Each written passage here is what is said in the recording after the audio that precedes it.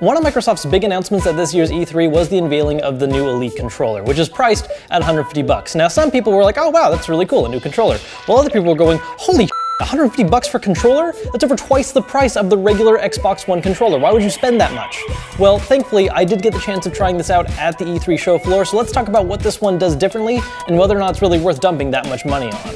Now, to begin with, here's some of the obvious differences right away. This one does have a rubberized grip, unlike the Xbox One controller. A lot of people are saying that this makes it so that it's not going to slip out of your hands if you're squeezing really tight, but honestly, that doesn't really happen that often with an Xbox One controller unless you have really, really sweaty hands. What's more important is the fact that when you're squeezing it, it will give just a little bit. So when you're playing for a long period of time, it's going to be more comfortable for your hands. The other big noticeable difference is that if you look at the bottom of the controller, this one has a 3.5mm audio jack, so you don't have to use just the standard Xbox One chat headset or one of those Pro headsets that plugs directly into the system. This gives you a few more options to use the headset you'd like. Now, those two changes are nice, but the real big deal about this controller is just how customizable it is. Most noticeably, the fact that it has a modular design. There's a lot of bits and pieces that you can switch in and out. First off, there are 3 different sets of control sticks you can choose from. You've got the standard concave design like you'd see on a regular Xbox One controller. There's another concave one that's taller, which is a little awkward feeling to use at first, but it does offer a greater amount of precision with movement, so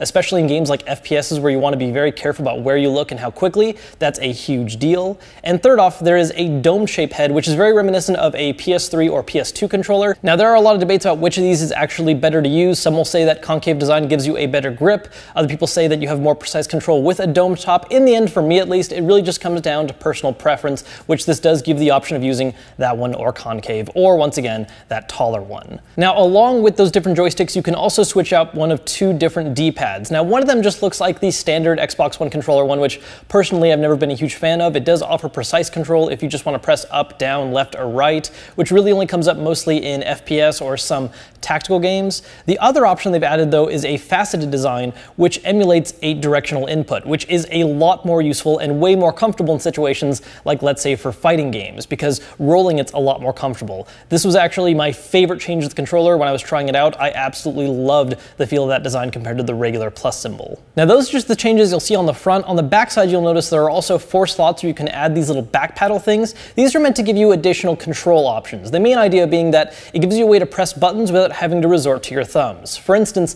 let's say there's a game you're playing where you have to keep your thumb on the right stick for some reason, but then something comes up where you need to hit the A button. Well, instead of having to quickly move your thumb over, press A and then go back to the stick, you can keep your thumb on the stick and then press one of those back paddles, which you've mapped to the same thing as the A button. So it's a really useful way of having a shortcut and alternate ways of controlling your favorite games. Now, in addition to all the modular pieces, there are some other ways you can customize this controller right on it. If you look at the back side, you'll notice these little switches which allow you to change the triggers from either standard mode or hair trigger mode. In hair trigger mode, it's going to stop the trigger from going down at about the halfway point, which is where actually the button is actually already being pressed. It's just letting you know. So it's a lot easier to rapid fire pull a trigger as opposed to just having it in standard mode and repeatedly hitting it, thinking you're timing it just right.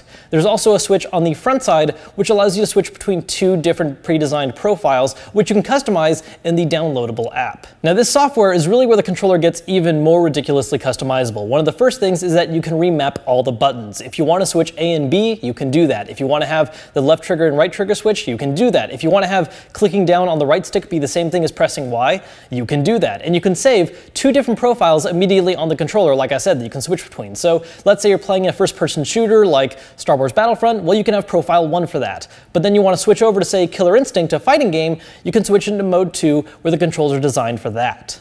Along with remapping buttons, the software is going to offer a few other little things you can change. For instance, you can adjust the sensitivity on sticks when you're moving them, and you can adjust how powerful the haptic feedback is in each corner of the controller. So those are all the features that it says it adds, but as far as how it goes into actual hands-on experience, I gotta say, I really like the controller. I think the faceted D-pad is a great design. I like the hair triggers. One of the things I think they did a great job, though, was hitting a perfect balance when it came to how easy it is to remove all the different modular pieces. You know, there are some gaming accessories where there's something that you can remove, but it always feels like you're gonna break it or snap it off if you're being not careful enough. With these ones, they always snapped off with just enough force, so it always felt not too hard to do, but it also didn't come off too easily, so when you're using it, there's never that fear that something's going to pop out when it's not supposed to. Now that being said, I do think the asking price of $150 is still a little ridiculous. You know, like I said earlier, that's over twice the price of a standard controller. That's almost half the price of the whole system, which includes a controller. And if you compare it to third-party Pro controllers, those normally go for about 80, 90, maybe $100. So $150 is definitely up there. You know, I think for having the ability to say it's a first-party brand controller, $120 would have been fine. That's twice the price of the controller. Totally worth paying for the customization, but $150 just feels a little bit too steep. So it really comes down to what you think it's personally worth to get this much customization.